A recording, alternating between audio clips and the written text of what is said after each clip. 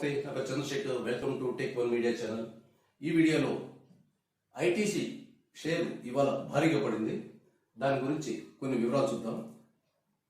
ఈ స్టాక్ ఇంత భారీగా పడిన తర్వాత కొనడానికి ఇది ఏమైనా మంచి ఆపర్చునిటీయా, కొంటే ఎలా కొనాలి, దీని మీద బ్రోకరేజ్ సంస్థలు ఏం చెప్తున్నాయి అనే విషయాలను చూద్దాం.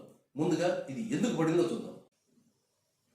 ఐటీసీ ఇవాళ ఆల్మోస్ట్ 10% పడి 364 దగ్గర క్లోజ్ అయింది. ప్రధాన కారణం కేంద్ర ప్రభుత్వం, సెంట్రల్ గవర్నమెంట్ సిగరెట్ల మీద, టొబాకో ప్రొడక్ట్స్ మీద 40% జిఎస్టీ పెంచింది. దీనివల్ల ఐటీసీ షేరు బాగా నష్టపోయింది. ఎందుకంటే ఐటీసీకి ఈ cigarette division, tobacco division cash cow లాంటిది. మిగతా దీనికి చాలా బిజినెస్లు ఉన్నాయి. సిగరెట్ డివిజన్, టొబాకో డివిజన్ కాకుండా అగ్రి, ఐటీసీ, హోటల్స్, అలాగే ఎఫ్ఎంసీజీ, మనం ఆశీర్వాదం లాంటి ప్రోడక్ట్లు చూస్తుంటాం. అవన్నీ సన్ఫీస్ట్, ఇవన్నీ ఐటీసీ ప్రోడక్ట్లు. ఈ బిజినెస్లో ఉన్నప్పటికీ ఈ బిజినెస్ అన్నింటికంటే కూడా దీనికి టొబాకో డివిజన్లో మార్జిన్స్ బాగా వస్తాయి, చాలా ఎక్కువ వస్తాయి. అందుకనే దాన్ని క్యాష్ కో అంటారు. ఇప్పుడు సెంట్రల్ గవర్నమెంట్ 40% జిఎస్టీ పెంచడం వల్ల దీని లాభాలు, ప్రాఫిట్స్ పడిపోతాయని అంచనాతో ఇన్వెస్టర్లు ఇవాళ మార్కెట్లో ఈ స్టాక్ను డంప్ చేశారు. సుమారు 50,000 కోట్ల రూపాయల మార్కెట్ క్యాపిటలైజేషన్ తగ్గిపోయింది, మంచులా పెరిగిపోయింది. ఈరోజు వచ్చిన ప్రైస్ 364 అనేది దాదాపు 3 ఏళ్ల కనిష్ట స్థాయి. ఒక పెద్ద షేరు 3 ఏళ్ల కనిష్ట స్థాయికి పడడం అనేది చాలా అరుదైన విషయం. పైగా ఐటీసీ చాలా stable company, debt free company. అంటే దానికి ఎలాంటి అప్పులు లేవు. మొత్తం వచ్చిందంతా ఇన్వెస్టర్లకు డివిడెండ్ ఇవ్వడం, బిజినెస్ ఎక్స్పాన్షన్ మీద పెట్టడం, ఇదే చేస్తుంది. దానికి ఎలాంటి డెట్ బర్డన్ లేదు. అయితే ఈరోజు సెంట్రల్ గవర్నమెంట్ పెంచిన జిఎస్టీ ట్యాక్స్ వల్ల 1000 సిగరెట్ స్టిక్స్, అంటే 1000 సిగరెట్లు ఉన్న బాక్స్ మీద ట్యాక్స్ 2000 నుంచి 8500 దాకా అదనంగా పడుతుందన్నమాట. దీన్ని మొత్తం ఒకేసారి కన్స్యూమర్ మీదకి డిస్ట్రిబ్యూట్ చేస్తే సేల్స్ తగ్గే అవకాశం ఉంది. అందువల్ల కొంత అబ్జర్వ్ చేసుకోవాల్సి వస్తుంది. ఐటీ కంపెనీ తరఫునే ఈ ట్యాక్స్ని, ఈ పెంచిన జిఎస్టీని అబ్జర్వ్ చేసుకోవాలి, భరించాల్సి వస్తుంది అన్నమాట. అందువల్ల ప్రాఫిట్స్ తగ్గిపోతాయి, ఐటీసీ షేర్ లాభాలు తగ్గుతాయి, ఎర్నింగ్స్ పర్ షేర్, ఈపీఎస్ అంటారు. ఆ ఈపీఎస్ తగ్గుతుంది అనే అంచనాతో ఇన్వెస్టర్లు ఇవాళ ఐటీసీ షేర్ను తెగనమ్మారు. రిటైల్ ఇన్వెస్టర్లు అయినప్పటికీ కూడా కొంత అబ్జర్వ్ చేసుకున్నా కూడా కన్జ్యూమర్ మీద కనీసం సిగరెట్ల ప్యాకెట్ మీద 15 నుంచి 20% రేట్లు పెంచక తప్పదు అనే అంచనా మార్కెట్లో ఉంది ప్రస్తుతం. ఏ మేరకు ఐటీసీ దీన్ని కన్స్యూమర్ మీదకి పంపిస్తుంది, ఎంత మేరకు దాన్ని అబ్జర్వ్ చేసుకుంటుంది అనేది నెక్స్ట్ మంత్ తెలుస్తుంది.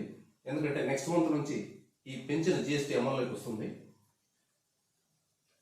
అయితే మనం ఇక్కడ గమనించాల్సిన ముఖ్యమైన విషయం ఏంటంటే సిగరెట్లకు డిమాండ్ ఎలాస్టిసిటీ, అంటే ధర ఒక ప్రోడక్ట్ రేట్ పెంచారనుకోండి, కొన్ని ప్రోడక్ట్లు విపరీతంగా రేట్ పెంచితే వాటి డిమాండ్ తగ్గిపోతుంది.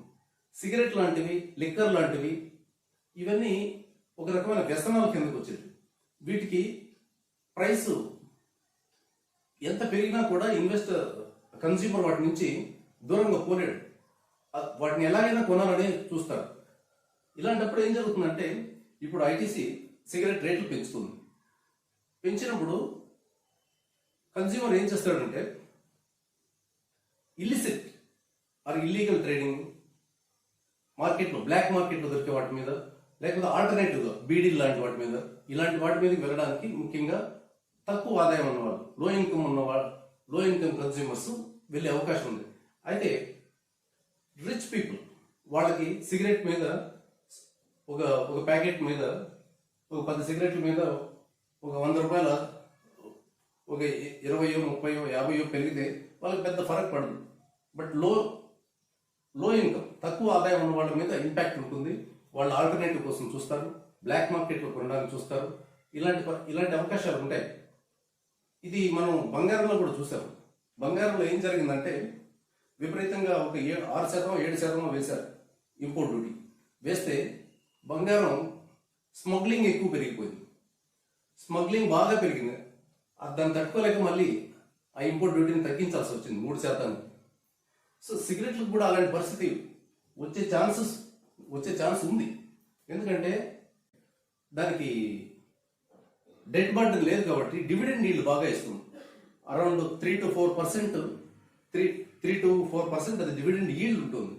అంటే మీరు ఒక స్టాక్లో ఇన్వెస్ట్ చేస్తారనుకోండి, ₹1,00,000 ఐటీసీ స్టాక్లో ఇన్వెస్ట్ చేస్తే సంవత్సరానికి మీకు 3 నుంచి 4% ఒక వడ్డీ లాగా అనుకోండి. ఇప్పుడు మీరు బ్యాంక్ అకౌంట్లో ₹1,00,000 పెడితే మీకు సంవత్సరానికి 3,000 వస్తుంది.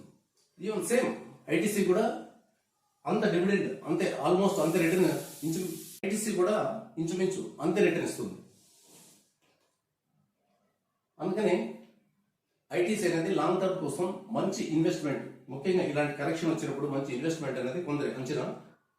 ప్రస్తుతం ఇమీడియట్ టార్గెట్ మళ్ళీ ఎందుకు పెరగచ్చు అని బ్రోకర్లు ఏమి అంచనా వేస్తున్నారంటే, బ్రోకరేజ్ సంస్థలు 515 నుంచి 535 వరకు వెళ్ళొచ్చని ఒక 2-3 బ్రోకరేజ్ సంస్థలు ఈ టార్గెట్ పెట్టారు. సిగరెట్లు రెవెన్యూలో 40 నుంచి 44% ఉంటే వాటి ప్రాఫిట్ కంట్రిబ్యూషన్ చూడండి 78 to 80% ఉంటుంది మొత్తం ప్రాఫిట్లో. అందుకని దీన్ని క్యాష్ కో అన్నది. సిగరెట్ ఐటీసీ కంపెనీకి సిగరెట్స్ అనేవి క్యాష్ కో లాంటివి. దాని తర్వాత ఎఫ్ఎంసీజీ 26 నుండి 27% వరకు దాని రెవెన్యూలో దాని వాటా ఉంది. అయితే మార్జిన్స్ చాలా తక్కువగా ఉంటాయి ఎఫ్ఎంసీజీలో. కాంపిటీషన్ చాలా ఎక్కువ. బోర్డైన కంపెనీలు ఉన్నాయి, కొత్త కంపెనీలు మార్కెట్లోకి వస్తున్నాయి. విపరీతమైన పోటీ ఉన్న ఫీల్డ్ ఎఫ్ఎంసీజీ. ముఖ్యంగా Zepto, Swiggy, Instamart, Blinkit, BigBasket లాంటివి లోకల్గా ఉన్న చిన్న ఎఫ్ఎంసీజీ కంపెనీలు బాగా ఎంకరేజ్ చేస్తున్నాయి. వాటి ఓన్ బ్రాండ్స్ ఉంటున్నాయి. దీనివల్ల ఐటీసీ, హెచ్యుఎల్, హిందుస్థాన్ యూనిలివర్ ఈ కంపెనీలకి మార్జిన్స్ మీద బాగా ప్రెజర్ ఉంటుంది. ఎఫ్ఎంసీజీ అందుకని ఎంత పెరిగినా కూడా వాటి నుంచి వచ్చే మార్జిన్ తక్కువగా ఉంటుంది. దీని తర్వాత ఇంకా ఈ మధ్య ఐటీసీ అగ్రి బిజినెస్ మీద బాగా ఫోకస్ పెడుతుంది. దీని కంట్రిబ్యూషన్ పెరుగుతూ వస్తుంది. ఎంత ఉందంటే ప్రజెంట్ 18 నుంచి 24% దానికి మొత్తం రెవెన్యూలో అగ్రి బిజినెస్ వాటా ఎంత ఉందంటే 18 నుంచి 24% ఉంది. మార్జిన్స్ డిఫరెంట్ వ్యారీ అవుతుంటాయి. ఖచ్చితంగా ఇంతే ఉంటాయని చెప్పలేము. మార్జిన్స్ ఎలా ఉంటుంది అనేది అగ్రి బిజినెస్ ఖచ్చితమైన డేటా అందుబాటులో లేదు. ఇక అలాగే పేపర్ డివిజన్ ఇది ఒక 10% రెవెన్యూ, మొత్తం 10% కంట్రిబ్యూట్ చేస్తుంది రెవెన్యూలో. ఇక హోటల్స్ ఒక 5% కంట్రిబ్యూట్ చేస్తుంది. హోటల్స్లో కూడా మార్జిన్స్ తక్కువగా ఉంటాయి, ఎందుకంటే కాంపిటీషన్ ఎక్కువగా ఉన్న ఫీల్డ్ కాబట్టి ఇందులో కూడా మార్జిన్స్ తక్కువ ఉంటాయి. దీనికి ఎక్కువగా మార్జిన్స్ వచ్చేది ఎందులో అంటే సిగరెట్లు. ఆ సిగరెట్ మీద ఇప్పుడు పెద్ద దెబ్బ పడింది, అందువల్లే స్టాక్ అంత పడింది. అయితే పెద్ద షేర్లు ముఖ్యంగా నిఫ్టీ ఆ సెన్సెక్స్ స్టాక్స్ ఇలాంటి ఒక 10% పడడం అనేది చాలా అరుదుగా జరుగుతూ ఉంటుంది. ఇది లాంగ్ టర్మ్ ఇన్వెస్టర్లకి మంచి ఆపర్చునిటీ. డివిడెండ్ ఈల్డ్ వస్తుంది, క్యాపిటల్ అప్రిషియేషన్ కూడా ఉంటుంది over a period of time. So దీర్ఘకాలికంగా అంటే ఒక 5 ఏళ్ల దృష్టితో మీరు దీన్ని అట్టు పెట్టుకోవచ్చు, మీరు పెట్టుకోగలరనే అంచనా ఉన్నప్పుడు దీన్ని మీ పోర్ట్ఫోలియోకు యాడ్ చేసుకోవచ్చు. అలాగే ఈ ఐటీసీ లాంటి కంపెనీలు, ఈ పెద్ద కార్పొరేట్ కంపెనీలు ఇలాంటి స్టాక్స్ని అబ్జర్వ్ చేసుకునే శక్తి వాటికి ఎక్కువ ఉంటుంది. వాటి టాప్ మేనేజ్మెంట్ కొత్తగా ఇన్నోవేటివ్గా ఆలోచించే ప్రయత్నం చేస్తాయి. ఎక్కడ మనం అడిషనల్ రెవెన్యూ జనరేట్ చేసుకోవచ్చు, ఇంకా ఏ బిజినెస్లకి ఎక్స్పాండ్ కావచ్చు, ఇలాంటివన్నీ ఆలోచించే శక్తి, వాటిని ఎక్స్పాండ్ కాగలిగిన కేపబిలిటీ వాటికి ఉంటుంది. ఐటీసీ కూడా అలాంటి కంపెనీ. సో 10% పడిందని వరి అవ్వద్దు, పొరపాటున టెన్షన్ పడి అమ్మేసుకోవాల్సిన అవసరం కూడా లేదు ఉన్నవాడు. అయితే డిస్క్లైమర్, ఈ స్టాక్లో నాకు ఎలాంటి పొజిషన్స్ లేవు, జస్ట్ ఇన్ఫర్మేషన్ కోసం మీ దృష్టికి తీసుకొస్తున్నా. దీన్ని